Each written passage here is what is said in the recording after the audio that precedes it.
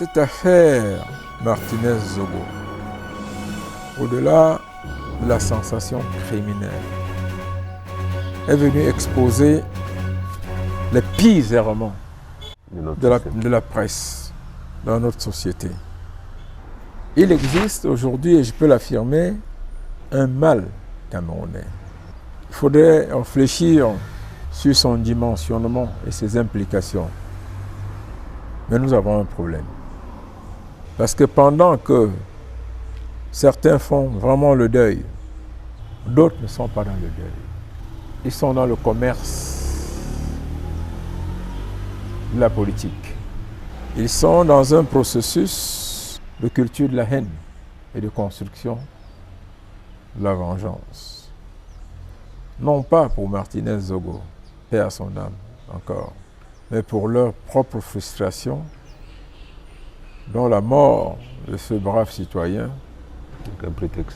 représente un prétexte, et même un prétexte dans l'absolu. J'ai vu et entendu tellement de personnalités, j'étais en pâture, que j'en arrive à avoir peur de notre société. J'ai entendu beaucoup de choses, la nuit des longs couteaux, j'ai entendu beaucoup de choses. Et le clou a été un journal qui a titré « Des Camerounais, artistes, intellectuels, machin, commettent une tribune dans le monde ». Le monde, c'est quoi? Parce que c'est un journal qui est publié à Paris.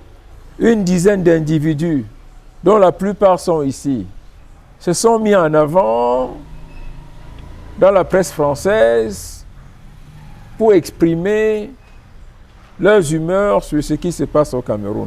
Ils sont ici.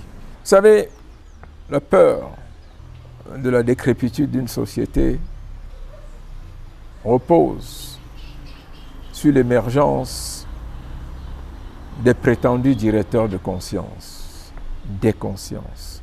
J'ai commis un papier hier, j'ai indiqué que cette mort nous invitait à une sorte d'exorcisme national. Pas simplement parce qu'on avait assassiné brutalement un citoyen, mais parce que certains individus avaient trouvé là l'occasion de commettre d'autres assassinats. L'assassinat de l'éthique, l'assassinat d'une anthropologie morale, segment de notre identité collective. Quand une société devient un cocktail de haine, d'accusations stériles, de culture de la vengeance, d'envie et de jalousie, il n'y a plus de présomption d'innocence. Le danger que nous courons le plus au Cameroun, c'est celui de la multiplication des défis à l'éthique et à la morale, générés par des individus qui ont des agendas bizarres. Des individus qui, profitant d'un contexte, peuvent à tout moment allumer des feux. J'ai vu des gens que je croyais d'ailleurs décédés depuis longtemps, ou à tout le moins en hibernation longue, renaître pour pondre des communiqués, aller sur des plateaux de télévision, traiter le Cameroun de pays de crime. J'ai entendu certains parler des lignes rouges, de crimes de trop. Certains ont parlé de la nuit des longs couteaux, d'un pays devenu invivable, d'un président qui ne gouverne pas. J'ai tout entendu. Les auteurs de ces affirmations déliquescentes s'en retournent tranquillement dormir chez eux et poursuivent leurs activités comme si de rien n'était. Il en va de même pour certains d'anciens candidats à la présidence de la République, d'anciens professeurs d'université, des journalistes exilés, beaucoup de vedettes que l'on pourrait tenir dans la paume d'une main, du coup se sont donné une auréole internationale parce que Martinez Zogo est mort. La mort de Martinez Zogo est devenue un tremplin pour se montrer à nouveau, pour discuter, pour s'exprimer et pour demander au président du pays de s'en aller. Je crois que nous avons tort, gravement tort. Nous sommes dans le temps du deuil. Les gens doivent faire extrêmement attention parce que nous parlons sur la mémoire d'un jeune homme, d'un père de famille, d'un journaliste qui a sans doute, sans aucun doute, payé de sa vie sa passion pour la vérité et une certaine têtudesse face aux lois d'un système. Nous devrions faire beaucoup plus attention. Je crois que le meilleur hommage à rendre à un mort, c'est de ne pas utiliser sa mort comme prétexte pour des intérêts étrangers à sa cause. Laurent Messo, aujourd'hui, ne parle pas. Et il envoie plutôt certains venir le défendre. Mais très mal. Puisque lorsque vous regardez les débats au niveau de Vision 4, où on a pris une bande d'affamés pour venir dire n'importe quoi dans le club d'élite, où tout était mascarade. Mais après cela, ils ont vu que ça n'a pas pris. Ils se sont permis cette fois-ci à se tourner vers le professeur Chanda Toné. Le professeur Chanda Toné, c'est quelqu'un qui, en tout cas, a des positions très ambiguës et très épileptiques. Parce que c'est un profiteur, ou peut-être c'est quelqu'un qui veut juste se faire voir. On ne peut pas comprendre que Chanda Toné se lève pour dire qu'il accuse, qu'il porte plainte contre le représentant de Reporters sans frontières, Arnaud Fougi. Il parle de déstabilisation, de mensonges, de ceci, de cela. Mais, en fait, lorsqu'on regarde tout ce qui se dit, la déstabilisation ou l'image du Cameroun, c'est Reporters sans frontières qui a fait ça. Qui a tué Martinez Zogo? Danoué n'a pas dit que ce sont ces gens envoyés par Martinez, envoyés par qui? Par Amouk Belinga. Il n'a pas dit ça. Et Laurent Messo, mais lui, il se lève. Il n'est pas l'avocat de Jean-Pierre Amouk Belinga. Il n'est pas le commissaire du gouvernement. Il n'est pas porte-parole du gouvernement. Chanda Toné se lève. Je vais porter plainte, je vais porter plainte. Mais il fait comme Jean-Pierre Amouk Belinga qui disait aussi que je vais parler. Si Laurent Messo fait ça, je vais parler. Il n'a jamais parlé. Chanda Toné, payé pour défendre Laurent Messo et Amouk Belinga, est donc dans un faux jeu. Puisque il dit qu'il va porter plainte contre un journaliste français au tribunal de grande instance de Yaoundé. Le père, tu es fou. Mais le gars réside à Yaoundé. Vous ne l'avez pas vu là-bas? Avec son sac au dos. Il a fait 2 semaines au Cameroun. Tu as laissé seulement qu'il prenne l'avion. Dès qu'il prend l'avion, tu dis que « Oh, je vais porter plainte, je vais porter plainte !» Alors, donc, vous maintenez les premières déclarations Tout à fait. Qui avaient été faites chez nos confrères de TV5. Vous les maintenez? On les maintient totalement, on les maintient d'autant plus que lorsqu'on a eu accès à cette déposition, on s'en est fait l'écho parce que ça nous semblait être une information d'intérêt public. Quand vous avez le leader d'un commando qui, sur la base des preuves qui lui sont présentées, dont on ne connaît pas d'ailleurs toutes ces preuves, avoue un forfait qu'il a commis, donne des noms, donne les circonstances, donne de manière très précise le récit détaillé de la façon dont les choses se sont déroulées. C'est une information qui nous a paru d'intérêt public. Lorsque nous avons publié cette information, lorsque j'ai fait ensuite une intervention à la télévision, il se trouve que 2 jours plus tard, M. Bellinga était arrêté. Donc c'est quand même un acte d'enquête ou un acte qui a été posé par les enquêteurs qui allait dans le sens des révélations et de ce qu'on avait contribué à révéler. Quelque part, aujourd'hui, les sources avec lesquelles on travaille, et on en a eu de nouvelles d'ailleurs depuis, corroborent ce schéma global. Une opération qui visait vraisemblablement plutôt à torturer ou à intimider Martinez Zogo, commandité par M. Bellinga, avec ses amis de la DGRE qui ont exécuté... Qui a mal tourné donc finalement. Où est d'abord la plainte contre le professeur Abbé que tu disais là? Tu as dit que tu saisis le procureur de la République, que tu vas saisir. Maintenant, tu as déjà saisi le délégué général de la Sécurité nationale. Mais toi, tu saisis tout le monde en justice.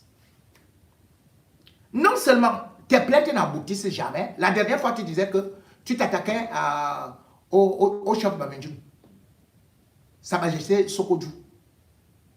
Parce que chez toi, c'est le gombo. Le gombo, c'est partout. Tu n'as pas honte.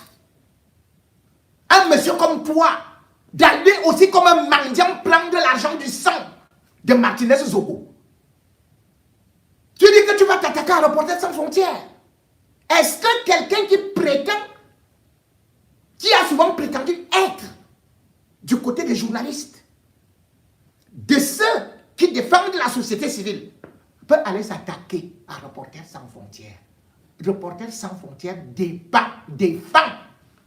les journalistes à travers le monde entier. Tu viens dire que c'est déstabilisation. C'est Reporters sans frontières qui a demandé à Jean-Pierre Mokbelinga d'aller négocier avec les rebelles centrafricains, de surveiller les frontières. Là-bas, c'est la déstabilisation. C'est Reporters sans frontières qui a demandé à Jean-Pierre Mokbelinga de détourner l'argent des lignes 94, ligne 65, ligne 57. C'est Reporters sans frontières qui avait demandé à Jean-Pierre Mokbelinga d'aller tuer Martinez Zogo ou encore de tuer même Brian Fomba. C'est Reporters sans frontières qui a demandé à Jean-Pierre Mokbelinga de recruter Danoué ou encore de cibler quelqu'un comme Eko Eko. Et puis dans la justice, il faut avoir des intérêts pour qu'il y ait action. Sans intérêt, sans action. C'est clair en justice. Mais, professeur Chanda Doné, avec tes rares vestes croisées du 15e siècle, tu es qui pour Jean-Pierre Mokbelinga? Tu es son avocat. Tu dis que Reporters sans frontières a menti. Ce qui veut dire que toi, tu as donc des éléments. Un journaliste dit, j'ai des éléments, j'ai consulté. Toi, tu dis que c'est des mensonges. Alors que l'enquête, c'est-à-dire que le juge d'instruction, tu n'es même pas en contact avec lui. Tu n'as même pas vu le commissaire du gouvernement. Tu n'as même pas rencontré les avocats, ni des sceaux, ni ceci. Peut-être, ah oui, vous vous êtes rencontrés pour le gombo là. Et après, tu veux lui parler. Mais honnêtement,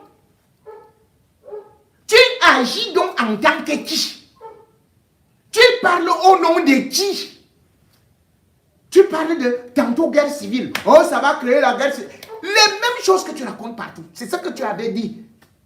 Que les autres allaient créer la guerre civile. Tu es incapable de pouvoir porter plainte contre ou bien de faire qu'un procès s'ouvre au Cameroun pour les détournements du Covid, pour les détournements de la canne, pour les multiples assassinats qui se font au Cameroun. Tu es incapable. Mais c'est Reporters sans frontières que tu peux attaquer. Tu peux attaquer qui? Pourquoi vous ne l'avez pas arrêté? Vous venez faire le bruit quand vous savez qu'il est déjà parti. Ça, c'est le genre de... Tu es le genre de garçon qu'on tapait à la cour de récréation. On donne tout. Pardon. Dès qu'on finit de te taper, et qu'on est en train, le gars finit de te taper, tu es par terre. Tu dis, vraiment, je mets la clé, tu m'as même fait ça parce que mon poing n'était pas derrière. Viens encore. Dès que tu viens encore, on te tape tout. Jean d'Antonin, tu ne peux pas porter plainte contre quelqu'un de Reporters sans frontières. Tu fais même ça, tu ne vas plus jamais voyager.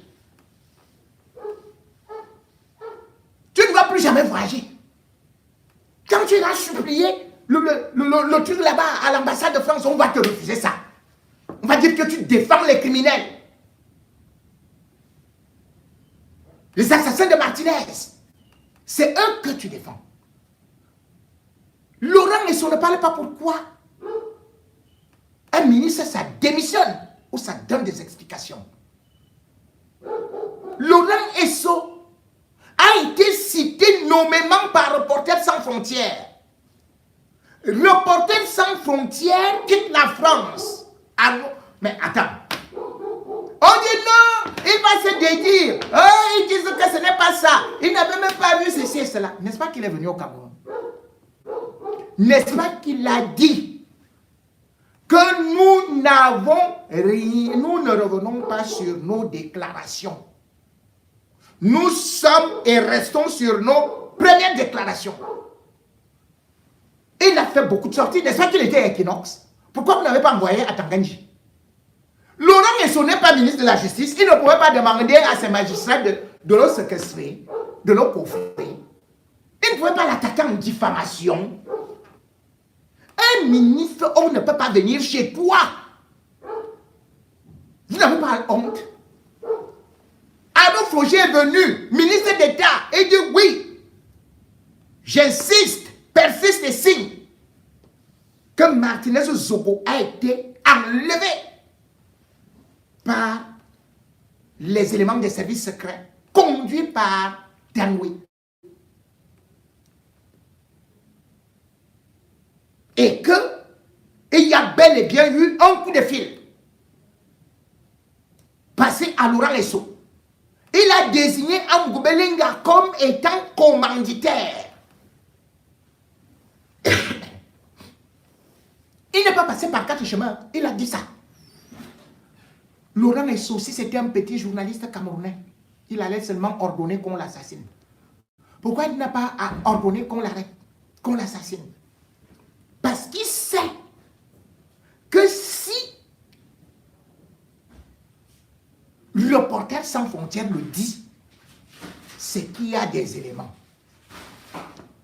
Reporters sans frontières pouvaient se contenter à rester ici en France et parler. Mais ils l'ont envoyé sur place. Il marchait là sans garde du corps. Pourquoi vous ne l'avez pas enlevé? Quand c'est les autres journalistes camerounais, vous envoyez la DGRE. La DGRE ne fonctionne plus. Ceux qui défendent aujourd'hui Jean-Pierre Moubelinga et Laurent Esso, on dirait qu'ils oublient même les antécédents de ces gens. Laurent Esso ne parle pas et ne peut pas contrecarrer ou contredire Reporters sans frontières tout simplement parce qu'il est impliqué dans l'assassinat. Il le sait. Et le fait de n'avoir pas porté plainte contre Reporters sans frontières pour diffamation, dénonciation calomnieuse,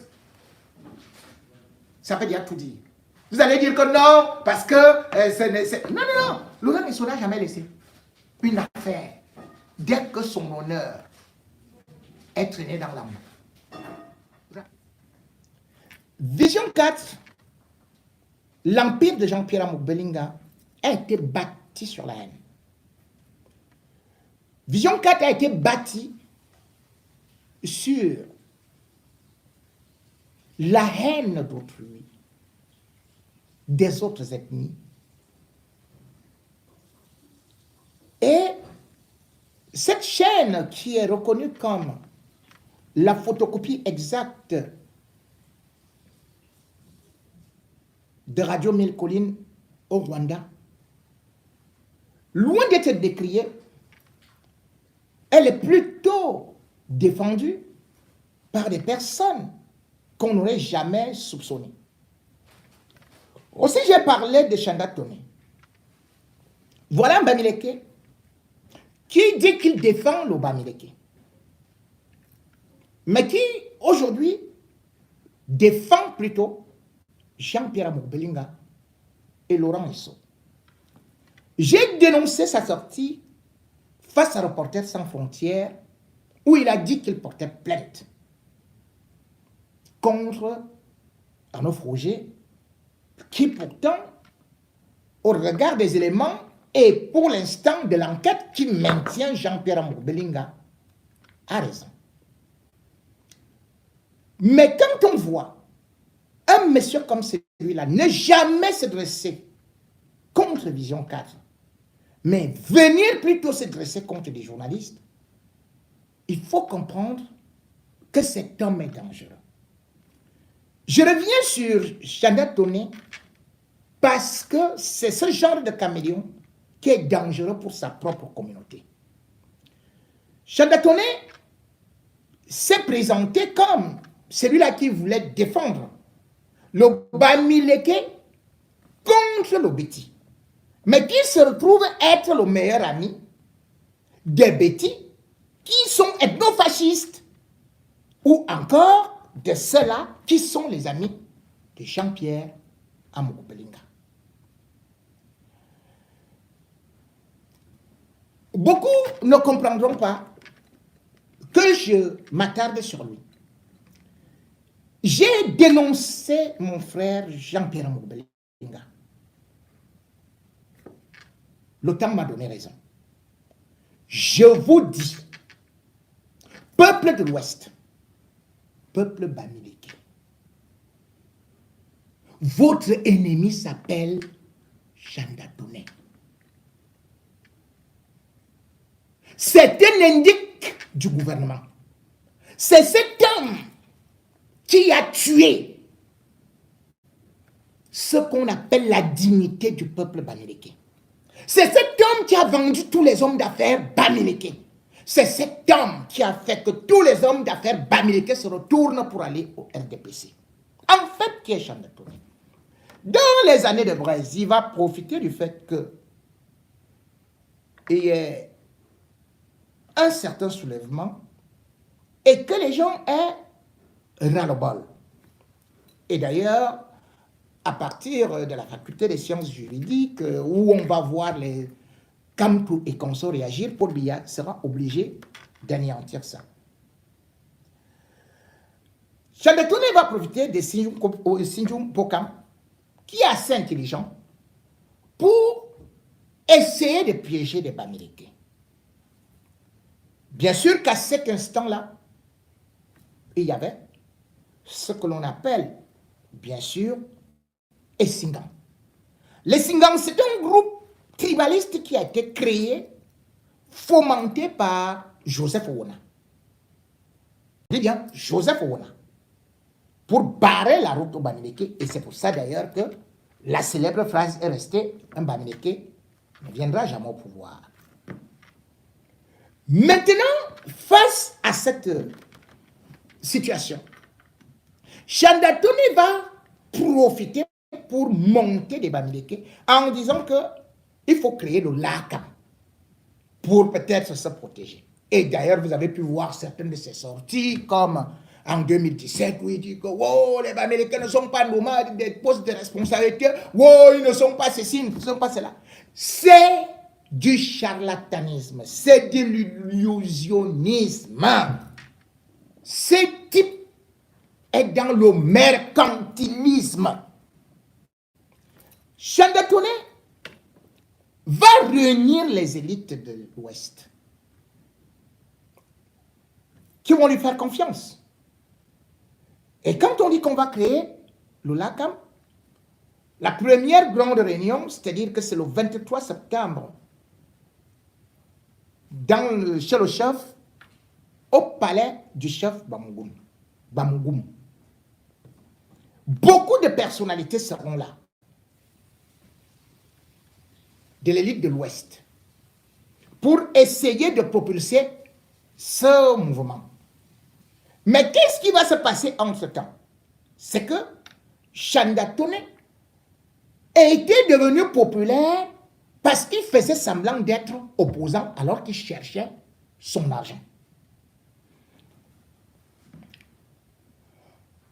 Il est l'indique du général Jean Ganso. Jean Ganso va donc lui dire, va espionner les leaders bamileke là. Et comme ça, tu viens me donner les informations. Vous connaissez Jean Ganso, je crois qu'il est mort dernièrement, c'était le chef d'état-major de l'armée de l'air. Il est mort dernièrement, je crois en 2021. D'ailleurs, ce jour-là, 2 généraux sont morts. Chanda Toné devient donc son élément. Ça fait que chaque fois que les Bamileke se réunissaient et cherchaient à faire quelque chose, c'est Chanda Toné qui faisait les rapports pour venir donner à Ganso. Vous allez donc constater que lorsque le gouvernement a tous les rapports faits par Chanda Toné, il va frapper les élites bamileke, redressement fiscal. Les soins seront redressés. Ah oui. Les cadis de Fosso vont subir un redressement foudroyant. Parce que ils se réunissaient pendant la nuit. Chanda Toné venait là, il les espionnait, il partait faire le rapport au gouvernement. Et du coup, le gouvernement disait, ah bon, vous êtes avec nous? C'est-à-dire que les gens de Chebiya là et tout la bande d'ethno-fascistes là, vous êtes avec nous le jour.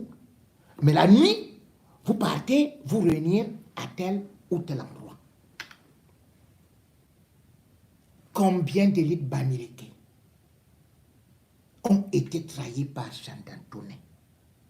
Combien? Si vous voyez encore Kemoun qui s'en sort un peu, peut-être il aurait déjà eu des banques à travers le monde entier. Paul Fokam Kemoun a été livré par Chanda Toné. Moncam Pascal a été livré par Chanda Toné. Fankam Henry a été livré par Chanda Toné. Kwam Tekam, je crois qu'il était magistrat. Oui. Je crois à la cour d'appel, quelque chose comme ça de Garo. Il a été livré par Chanda Toné. Fankam Henry était DG de l'UKO. Il a été livré par Chanda Toné. Si vous voulez, je peux vous citer plusieurs noms. Chanda Toné est celui-là qui a escroqué Victor Fosso en lui disant que oui, je vais faire ceci, je vais te défendre, je vais faire cela. Chanda Toné, c'est un escroc. Tantôt, il est avocat, il est notaire, il est huissier, défenseur des droits de l'homme, société civile. Il est président de parti politique, le parti politique qu'il a créé avec Atanga Djila en 2020. Et son parti politique n'a été créé que pour poursuivre Maurice Kamto. Voilà Chanda Toné. Voilà tout ce que ce type a pu faire pour détruire des Bamileke. D'ailleurs, quand vous voyez Chanda Toné, posez-vous la question comment il a fait pour acheter sa maison à Bastos. À l'époque, Chandantone faisait du faux. C'est-à-dire que, il dit, parce qu'il était introduit dans les milieux de l'ambassade, c'était l'ambassadrice des États-Unis à Yaoundé. Comme c'était les années de Brest, il était là pour dire que, oh, vraiment, la police politique est en train de chercher tel, si vous ne faites pas qu'il aille aux États-Unis, allez, on va le tuer et tout et tout. Il vient derrière, vous lui donnez des millions de francs. Les gens qui n'avaient rien à voir avec l'opposition, rien. Allez, l'ambassadrice des États-Unis mettait tout simplement accord, visa. Allez, tu voyages. Chandantone prend de l'argent. Parmi les gens qui ont voyagé, et il y a au moins 80% de personnes qui étaient du RDPC. J'ai dit 80% de personnes. Parce que Chandantone devait prendre de l'argent. De l'argent. Demandez à Chandantone qu'il travaille ou comment. Il a fait comment pour acheter? Là-bas à Bastos. Parce que c'est un récupérateur. Il doit être devant. Vous le voyez dans les affaires de Vanessa Tchatchoua, il infiltre et tout. Après, il part auprès du gouvernement. Vous voyez quand Cap Liberté, les cartons rouges, ça chauffait. Chandantone faisait du bruit pour qu'on le voie. Mais en réalité, il travaillait derrière pour que le gouvernement lui donne de l'argent. Il livrait les gens. Aujourd'hui, est-ce que vous connaissez le meilleur agent de Laurent Esso? C'est Chandantone. Et vous savez pourquoi? La femme de Chandantone est huissier de justice. Je crois à Edea. Oui, c'est quand Edea. J'ai dit l'épouse de Chandantone est huissier de justice. S'il veut qu'il vienne me dire que je mens. Et Chandantone a négocié avec Laurent Esso qu'il affecte cette femme à Yaoundé. Et qu'est-ce qu'Esso a fait? Il a nommé cette femme liquidatrice à Yaoundé, alors qu'elle réside à Edea. Elle réside à Edea. On la nomme liquidatrice. Huissier de justice liquidatrice à Yaoundé. Cela ne s'est jamais fait. Pendant ce temps, il y a 150 huissiers de justice qui sont en attente de charge à Yaoundé. Vous croyez que si Chandantone était opposant, Laurent Esso peut nommer sa femme, lui accorder ses crédits? C'est pour ça qu'il agit, soi-disant qu'il poursuit Reporters sans frontières. C'est pour Laurent Esso, c'est Laurent Esso qui lui a demandé d'aller parler. C'est l'ami de Laurent Esso et de Jean-Pierre Amokobelinga. Chandantone demandait au vrai Bamileke. L'élite a été infiltrée. On a remis à Chandantone l'argent pour un journal, La Nouvelle République. Chandantone, où est l'argent? Tu as escroqué, tu as bouffé, non? Tu as tout bouffé. Les Bamileke, cette élite-là voulait créer une chaîne de télé. Avant Canal 2. Chandantone a découragé tout le monde. C'est pour ça que dès que les élites Bamileke se sont sentis trahis, qu'il y avait des intrus, qu'il y avait un indique, c'est comme ça que les cadres ont dit que mieux, nous on reste seulement avec le RDPC. Si vous entendez donc que les commerçants Bamileke là, d'ailleurs il a escroqué la plupart des commerçants, dès que tu as un petit problème là, il te dit que donne-moi le dossier et tout, lui il va négocier avec un avocat. Il se présente devant toi comme étant un avocat. Il va payer à l'avocat 200 000 ou 300 000 et il te demande 2 millions. Voilà comment Chandantone vit. L'homme qui parle à gauche, parle sur tous les sujets, dit que c'est Maurice Kamto qui veut déstabiliser le Cameroun. C'est un indique. C'est l'ami d'Amokobelinga. C'est l'envoyé spécial de Laurent Esso. Et ce qui est plus grave, c'est que ce gars, il provoque la haine, exactement comme Jean-Pierre Moukbelinga, entre les Bamileke et les petits. Est-ce que vous savez que la fille de Chandantoné, oui, la fille de Chandantoné, vous connaissez qui est son mari?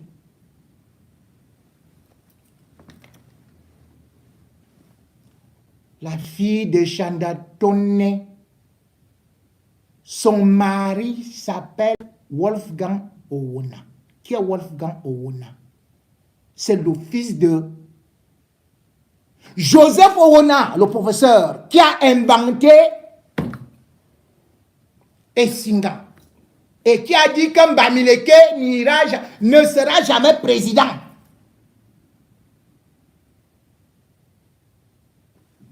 Je dis bien, c'est la fille, c'est le fils d'Owona. Parce que, en fait, quand on dit Joseph Owona, en fait, la maman de cette fille était la sœur de Grégoire Owona. Entendez d'abord Grégoire Owona. Elle était la sœur de Grégoire Owona. Donc, et elle meurt. Finalement, Grégoire Owona récupère cette fille, l'élève comme son enfant. Joseph Owona arrive chez Grégoire Owona et voit cette fille-là et il enceinte cette fille. Quand il enceinte cette fille, eh bien, c'est là où naît Wolfgang Owona. Donc, Wolfgang Owona est le petit-fils de Grégoire Owona et fils de Joseph Owona. Et c'est Wolfgang Owona qui est l'époux de la femme de l'homme qui veut sauver, de la fille de l'homme qui veut sauver les Bamileke contre les bêtis, Chandantoné. Est-ce que vous comprenez quelque chose? C'est-à-dire que le gars là marche même dans la main. Oh, Bombo! Oh, mon ami, avec Grégoire Owona, il mange matin, midi, soir. Joseph Owona, il est... Et le pire, c'est que le même Chandantoné empêche même que Wolfgang Owona soit seulement nommé. Il ne passe encore faire. Le Congossa derrière fait des rapports et on bloque son propre beau-fils. Voilà le rôle de Chandantoné. Est-ce que vous savez que Chandantoné est à la fois l'ami de Ngongo et l'ami de Laurent Esso. Et Laurent Esso et Ngongo se battent. Pourquoi ils se battent? Quand il arrive chez Ngongo, il fait le mouchardage là-bas. Est-ce que tu sais que Laurent Esso a dit ceci, a dit cela? Ngongo dit, je sais même que le gars là me veut, le type là même me veut quoi, tout. À dès que Ngongo finit comme ça, il court chez Laurent Esso. Il va dire que Ngongo a dit que c'est fini pour toi et tout, que vous allez donc voir parce que tout. Laurent Esso dit, vraiment, celui-là, je vais lui montrer que je suis dans le gouvernement. Et puis, il se prend pour qui? Ah, je vais voir, je vais le mettre en prison. Il repart, il va voir. C'est comme ça qu'on lui donne de l'argent. C'est un traître. Peuple Bamileke, fuyez. Votre ennemi s'appelle Chandantoné. Il a utilisé le LACAM pour ses positionnements. Pour vous infiltrer. Et non pour la communauté. Il n'est pas là pour faire quoi que ce soit. Il ne défend aucun Bamileke. C'est l'ami de Jean-Pierre Moukbelinga, tribaliste comme lui. C'est des gens qui profitent derrière nos divisions. Aussi vrai, je dénonce Jean-Pierre Moukbelinga. Aussi vrai, je dois dénoncer Chandantoné. Si aujourd'hui, les hommes d'affaires bamileke ne peuvent pas soutenir un opposant, c'est à cause de Chandantoné. Voilà ce qu'il a fait. Et qu'il fallait que je vous dise. Parce qu'il a fait une sortie qui était honteuse contre Reporters sans frontières. Oh, je vais porter plainte. Il va porter quelle plainte? Tout ça, c'est parce que il veut juste justifier son rôle et l'argent que lui paye Laurent Esso. C'est tout. Et des gens de cette envergure,